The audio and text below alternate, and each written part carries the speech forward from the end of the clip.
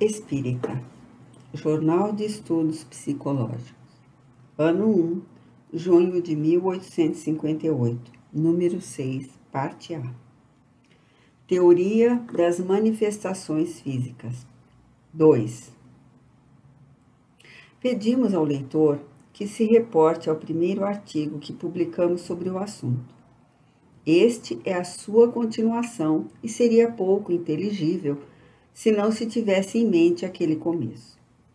Como dissemos, as explicações que demos para as manifestações físicas fundam-se na observação dos fatos e na sua dedução lógica. Concluímos de acordo com o que vimos. Como, porém, se processam na matéria eterizada as modificações que a tornam perceptível e tangível? Para começar, deixaremos falar os espíritos a quem interrogamos a respeito, juntando depois os nossos comentários. As respostas que se seguem foram dadas pelos espíritos de São Luís. Concordam com o anteriormente nos havia sido dito por outros espíritos. 1. Como pode aparecer um espírito com a solidez de um corpo vivo? Resposta. Ele combina uma parte do fluido universal com o fluido que se desprende do médium, apto para tal efeito. À sua vontade, o fluido toma a forma que ele deseja, mas, em geral, a forma é impalpável. 2. Qual a natureza desse fluido? Resposta.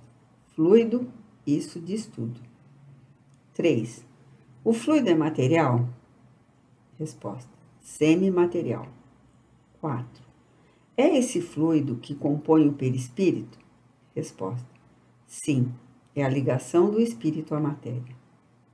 5. É esse fluido que dá à vida o princípio vital? Resposta. Sempre ele. Eu disse ligação. 6. Esse fluido é uma emanação da divindade? Resposta. Não. 7. É uma criação da divindade? Resposta. Sim. Tudo é criado, exceto o próprio Deus. 8. O fluido universal tem alguma relação com o fluido elétrico, cujos efeitos conhecemos? Resposta. Sim. É o seu elemento. 9. A substância etérea que existe entre os planetas é o fluido universal em questão? Resposta. Ele envolve os mundos, sem o princípio vital nada viveria. Se uma pessoa subisse além do envoltório fluídico dos globos, pereceria porque seu envoltório fluídico dele se retiraria para juntar-se à massa. Esse fluido vos anima, e é ele que respirais. 10. Esse fluido é o mesmo em todos os globos? Resposta. É o mesmo princípio, mais ou menos eterizado conforme a natureza dos mundos. O vosso é um dos mais materiais. 11. Desde que esse fluido que compõe o perispírito deve haver uma espécie de estado de condensação que até certo ponto o aproxima da matéria. Resposta. Sim, até um certo ponto, pois não tem as suas propriedades. É mais ou menos condensado conforme os mundos. 12. São os espíritos solidificados que levantam a massa? Resposta. Essa pergunta ainda não conduzirá ao ponto que desejais. Quando a mesa se move debaixo de vossas mãos, o espírito evocado pelo vosso espírito, vai retirar do fluido universal aquilo com que há de animar essa mesa com uma vida factícia. Esses são sempre produzidos por espíritos inferiores, ainda não inteiramente desprendido de seu fluido ou perispírito. Assim preparada a sua vontade, isto é, a vontade dos espíritos batedores, o espírito a atrai e a movimenta sob a influência de seu próprio fluido, desprendido por sua vontade. Quando a massa que quer levantar ou mover lhe é demasiado pesada, ele chama em auxílio espíritos que se acham em condições idênticas deles. Penso que me expliquei com bastante clareza para ser compreendido. 13. Os espíritos chamados em seu auxílio são seus inferiores? Resposta. Quase sempre são iguais. Frequentemente vêm por si mesmos. 14. Compreendemos que os espíritos superiores não se ocupam de coisas que lhes são inferiores. Mas perguntamos se, pelo fato de serem desmaterializados, teriam o poder de o fazer, caso tivessem vontade? Resposta. Têm a força moral, como os outros têm a força física. E quando necessitam desta, servem-se daqueles que a possuem. Não vos foi dito que eles se servem dos espíritos inferiores, como vos servis dos carregadores? 15. De onde vem o poder especial do Sr. Home? Resposta. De sua organização. 16. Que há nela de particular? Resposta. A pergunta não é precisa. 17. Perguntamos se trata de sua organização física ou moral. Resposta. Eu disse organização. 18. Entre as pessoas presentes, há alguém que possa ter a mesma faculdade do Sr. Home? Resposta. Tem-na em certo grau. Não foi um de vós quem fez mover a mesa? 19. Quando uma pessoa faz mover um objeto, é sempre com auxílio de um espírito estranho ou tal ação pode ser exclusiva do médium? Resposta. Algumas vezes, o espírito do médium pode agir sozinho. Na maioria das vezes, entretanto, é com o auxílio dos espíritos evocados. Isto é fácil de reconhecer. 20. Como é que os espíritos aparecem com a indumentária que usavam na Terra? Resposta. Muitas vezes têm apenas a sua aparência. Aliás, para quantos fenômenos entre vós não tendes solução? Como é que o vento, que é impalpável, arranca e quebra árvores que são matéria sólida? 21. Que entendeis ao que dizer a indumentária tem apenas a sua aparência? Resposta. Ao tocá-la, nada se encontra. 22. Se bem compreendemos o que dissestes, o princípio vital reside no fluido universal. Dele o espírito extrai o envoltório semimaterial que constitui o seu perispírito. E por meio desse fluido que atua sobre a matéria inerte. É isso mesmo? Resposta. Sim, isto é. Ele anima a matéria por uma espécie de vida factícia. A matéria se anima pela vida animal.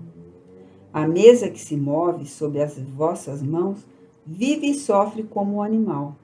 Obedece por si mesma ao ser inteligente. Não é ele que a dirige, como o homem com um fardo. Quando a mesa se ergue, não é o espírito que a levanta. É a mesa animada que obedece ao espírito inteligente. 23. Desde que o fluido universal é a fonte da vida, será ao mesmo tempo a fonte da inteligência? Resposta. Não. O fluido apenas anima a matéria. Esta teoria das manifestações físicas oferece vários pontos de contato com a que demos, embora difira em certos aspectos. De uma e da outra ressalta um ponto capital. O fluido universal, no qual reside o princípio da vida, é o agente principal dessas manifestações, e esse agente recebe o impulso do espírito, quer seja encarnado, quer errante. Esse fluido condensado constitui o perispírito ou o invólucro semimaterial do espírito. Quando encarnado, o perispírito está unido à matéria do corpo. Quando em estado de erraticidade, fica livre. Ora, duas questões se apresentam: a da aparição dos espíritos e a do movimento que imprimem aos corpos sólidos. Quanto ao primeiro, diremos que, no estado normal, a matéria eterizada do perispírito escapa à percepção dos nossos órgãos. Só a alma pode vê-la, quer em sonhos, quer em estado sonambúlico ou ainda semi-adormecida. Numa palavra, sempre que houver suspensão total ou parcial da atividade dos sentidos. Quando o espírito está encarnado, a substância do perispírito acha-se mais ou menos intimamente ligada à matéria do corpo, mais ou menos aderente, se assim podemos dizer. Em algumas pessoas, há uma como que emanação desse fluido, em consequência de sua organização. E é isto o que constitui propriamente os médiuns de influências físicas. Emanado do corpo, esse fluido se combina segundo leis que ainda nos são desconhecidas, como aquele que forma o envoltório semimaterial de um espírito estranho. Disso resulta certa modificação, uma espécie de reação molecular que lhe altera momentaneamente as propriedades, a ponto de o tornar visível e, de certos casos, tangível. Esse efeito pode produzir-se com ou sem o concurso da vontade do médium. E é isto o que distingue os médiuns naturais dos médiuns facultativos. A emissão do fluido pode ser mais ou menos abundante. Daí os médiuns mais ou menos potentes, e como não é permanente, explica a intermitência daquele poder.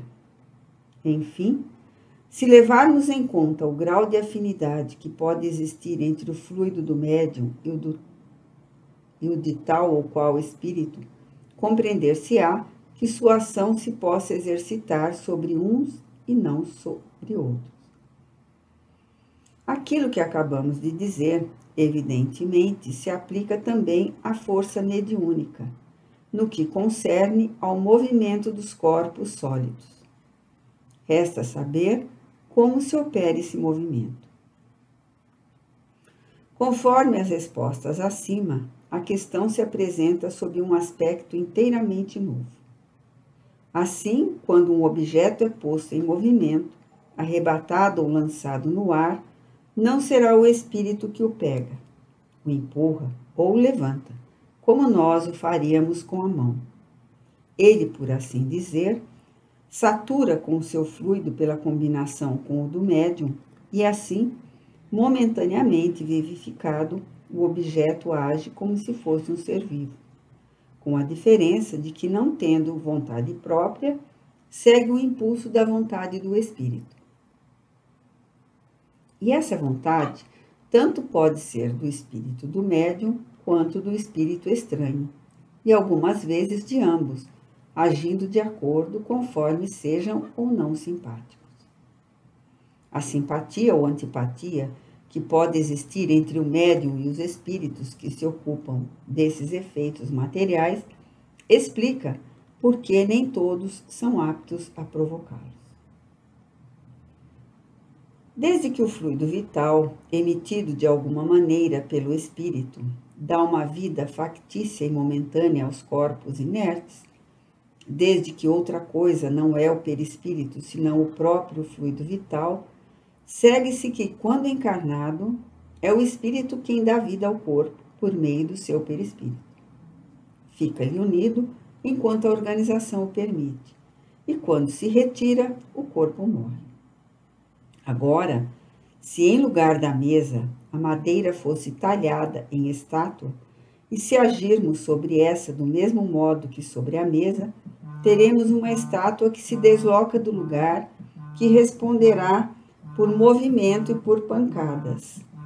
Numa palavra, uma estátua momentaneamente animada de uma vida artificial. Que luz lança essa teoria sobre uma porção de fenômenos até aqui inexplicados. Quantas alegorias e efeitos maravilhosos ela explica. É toda uma filosofia. O espírito batedor de Bergsenberten. 2.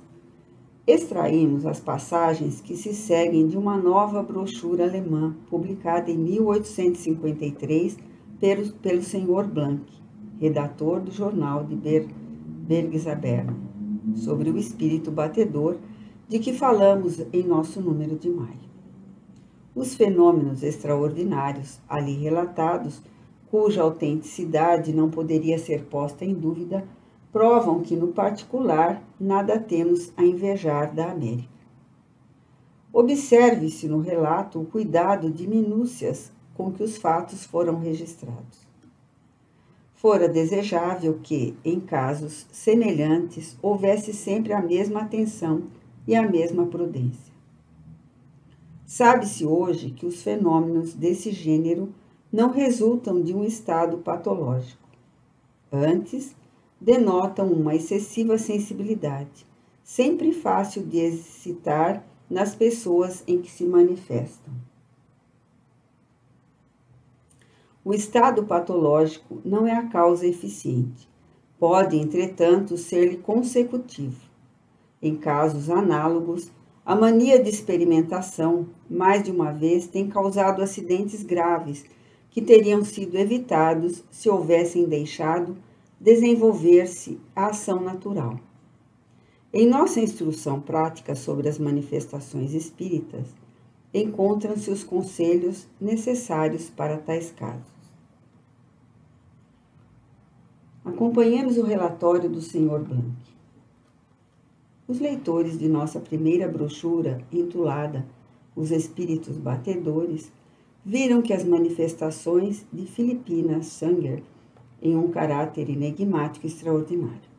Relatamos esses fatos maravilhosos desde o seu começo até o momento em que a menina foi levada ao médico do cantão, médico real do cantão. Vamos examinar agora o que se passou desde então. Quando a menina deixou a casa do Sr. Bentner e regressou ao lar, as batidas arranhaduras recomeçaram na casa do Sanger. Até aquele momento, e mesmo depois da sua cura completa, as manifestações foram mais marcantes e mudaram de natureza. Neste mês de novembro de 1852, o espírito começou a assoviar. A seguir, ouvia-se um ruído comparável ao de uma roda de carrinho de mão que girasse sobre o eixo seco e enferrujado. Mas, de tudo isso, é incontestável, foi a mais extraordinária, era a derrubada de móveis no quarto de Philippina, desordem essa que durou 15 dias. Parece-me necessário fazer uma ligeira descrição do lugar. O quarto tem cerca de 18 pés de comprimento por 8 de largura, e ele se chega pela sala de estar. A porta de comunicação entre as duas peças fica à direita. O leito da menina estava colocado à direita. Ao meio havia um armário e no canto à esquerda a mesa de trabalho de Sanger, na qual há duas cavidades circulares cobertas por duas tampas. Na tarde em que começou o rebuliço, a senhora Sanger e a sua filha mais velha, Francisca, estavam sentadas na primeira peça, junto a uma mesa que se ocupavam em descascar vagens. De repente, caiu a seus pés um pequeno fuso, atirado do quarto de dormir.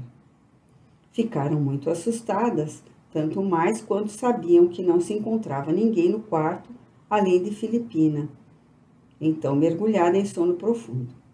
Além disso, o fuso fora lançado do lado esquerdo, embora se achasse na prateleira do pequeno armário colocado à direita. Se tivesse sido atirado do leito, teria sido interceptado pela porta. Era, pois, evidente que a menina nada tinha com o caso. Enquanto a família Sangue externava sua surpresa com o acontecimento, algo caiu da mesa no ossoalho. Era um retalho de pano que antes estava mergulhado numa bacia com água. Ao lado do fuso, jazia também uma cabeça de cachimbo, cuja metade tinha ficado sobre a mesa. O que tornava a coisa ainda mais incompreensível era que a porta do armário, onde estava o fuso antes de ser retirado, achava-se fechada, que a água da bacia não tinha sido agitada e nenhuma só gota tinha caído sobre a mesa. De repente, a menina, sempre adormecida, grita da cama: "Pai, saia, saiam, ele atira em vocês, saia, ele atiraria em você também." Obedeceram à ordem e assim que passaram a primeira peça, a cabeça do cachimbo foi atirada com muita força, mas não se quebrou. Uma régua de Filipina, usava na escola, seguiu o mesmo caminho. O pai, a mãe e a filha, mais velha, olhavam-se com espanto e, como procurasse o partido a tomar, uma grande plaina do Sr. Sanger e um grande pedaço de madeira foram atirados do banco de carpinteiro para o outro quarto. Sobre a mesa de trabalho, as tampas estavam em seus lugares. Entretanto, os objetos cobertos por elas também tinham sido jogados sobre um armário e a colcha atirada à porta.